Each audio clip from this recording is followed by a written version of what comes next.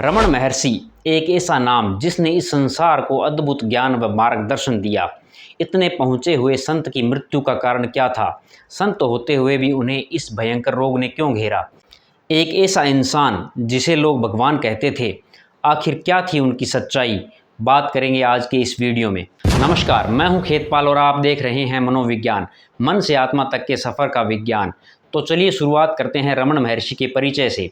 रमन महर्षि का असली नाम वेंकटरमण अय्यर था। उनका जन्म 30 दिसंबर 1879 को दक्षिणी भारत के तमिलनाडु राज्य के तिरुचुली गांव में हुआ था। उनके पिता का नाम रामानंद अय्यर और माता का नाम कमला थाय था। वेंकटरमण बचपन से ही बहुत शांत और गूढ़ स्वभाव के थे। उनके माता पिता ने उन्हें नैतिक मूल्यों और धार्मिक शिक्षाओं से परिपूर्ण किया था। परंतु 16 वर्ष की आयु में वेंकटरमण का जीवन एक महत्वपूर्ण मोड़ लेता है। एक दिन अचानक उन्हें गंभीर बीमारी हो जाती है और मृत्यु का भय सताने लगता है। इस भय से उबरने के लिए उन्होंने अपने अंदर झांकने का प्रयास किया। उन्होंने अपने शरीर को मृत समझकर प्रश्न किया, मैं कौन हूँ? इस गहरे आत्मविश्लेषण के दौरान उन्हें आत्मज्ञान प्राप्त हुआ। इस अनुभव ने उनकी आत्मा को शुद्ध कर दिया और वे यह समझ गए कि उनका असली स्वरूप शुद्ध आत्मा है, न कि यह शरीर या मन। आत्मज्ञान की प्राप्ति के बाद रमन महर्षि ने अपने घर को छोड़कर तिरुवनंतमलई नामक स्थान पर स्थायी निवास करने का निर्णय लिया। तिरुवनंतमलई अरुणाचल पर्वत के पास स्थित एक शांत और सुंदर स्थान है, जो आध्यात्मिक साधकों के लिए आदर्श है। वहाँ उन्होंने पूर्ण मौन में ध्यान साधना करना शुरू किया। धीरे धीरे उनके आसपास साधक और भक्तों की संख्या बढ़ने लगी, जो उनके सानिध्य में आत्मज्ञान प्राप्त करने के लिए आते थे। रमण महर्षि की शिक्षाएं अत्यंत सरल और गूढ़ थी। उनका मुख्य शिक्षण आत्मविचार या मैं कौन हूँ था। इस प्रश्न के माध्यम से वे लोगों को स्वयं की पहचान और अपने अस्तित्व के गहरे सत्य को समझने का मार्ग दिखाते थे। उन्होंने किसी विशेष धर्म, जाति या साधना पद्धति का प्रचार नहीं किया। उनका संदेश सभी धर्मों और पंथों के लोगों के लिए समान था। रमण महर्षि ने जीवन भर सरलता, विनम्रता और मौन को अपनाया। उन्होंने भौतिक वस्तुओं से दूर रहकर शुद्ध आत्मिक जीवन जीने का संदेश दिया। उनका आहार सरल था और उन्होंने कभी भी किसी भी प्रकार की भौतिक सुख सुविधाओं का उपयोग नहीं किया। उनकी साधना में मौन का विशेष स्थान था, जिसे उन्होंने आत्मज्ञान प्राप्त करने का सबसे प्रभावी माध्यम माना। रमण महर्षि के उपदेश और उनके जीवन का प्रभाव आज भी अत्यधिक है। तिरुवनंतमलई उनके आश्रम का केंद्र है, जहां हर साल लाखों श्रद्धालु आते हैं। उनकी शिक्षाओं ने अनेक लोगों को आध्यात्मिक मार्ग पर चलने के लिए प्रेरित किया है। उन्होंने अपने जीवन से यह दिखाया है कि आत्मज्ञान प्राप्ति के लिए किसी विशेष साधना की आवश्यकता नहीं है, बल्कि सच्चे मन से आत्मविचार करने की आवश्यकता है। 1950 में रमन महर्षि का देहावसान हो गया, लेकिन उनकी उपस्थिति और उनका संदेश आज भी जीवित है। उनके अनुयायियों ने उनकी शिक्षाओं को आगे बढ़ाने के लिए अनेक संस्थाएं स्थापित की है। तिरुवनंतमलई आश्रम उनके उत्तराधिकारी माने जाते हैं और वहां पर उनका ध्यान और शिक्षाएं लगातार जारी रहती हैं। रमण महर्षि का जीवन और शिक्षाएं आज भी लोगों के लिए मार्गदर्शन का स्रोत है।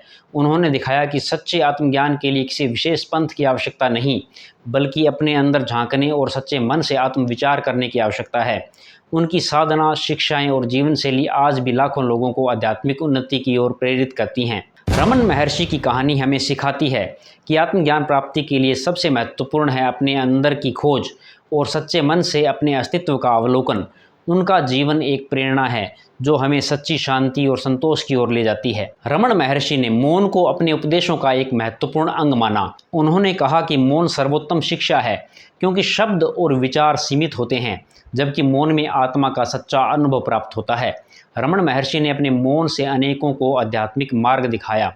उनके भक्तों का मानना था कि उनकी मौन उपस्थिति में भी वह ज्ञान का अनुभव कर सकते थे। उनके अनुसार मौन आत्मचेतना का प्रत्यक्ष अनुभव है, जो सभी प्रश्नों के उत्तर देता है। रमण महर्षि ने बाह्य साधना, यज्ञ, कर्मकांड और अन्य अनुष्ठानों की आवश्यकता को अस्वीकार किया है।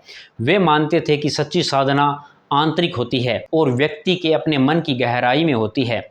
उन्होंने कहा, बाहरी कर्मकांडों से केवल अस्थायी संतोष मिलता है, जबकि आंतरिक आत्मविचार से स्थायी शांति प्राप्त होती है।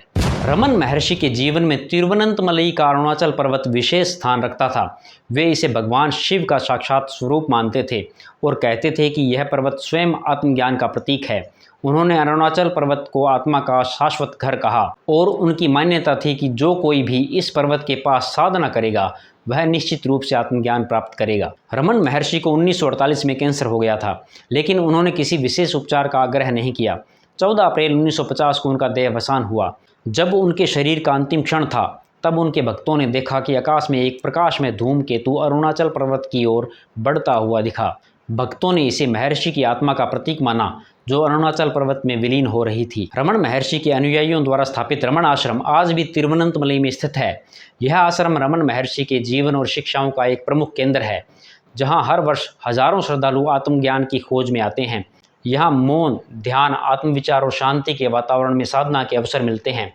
रमन महर्षि की शिक्षाएं समय से परे हैं और उनकी सादगी और गहराई के कारण आज भी लाखों लोगों को आध्यात्मिक मार्ग पर चलने के लिए प्रेरित करती है। आज के लिए इतना ही। आपका हमारी वीडियोज़ को प्यार और समर्थन देने के लिए बहुत बहुत धन्यवाद।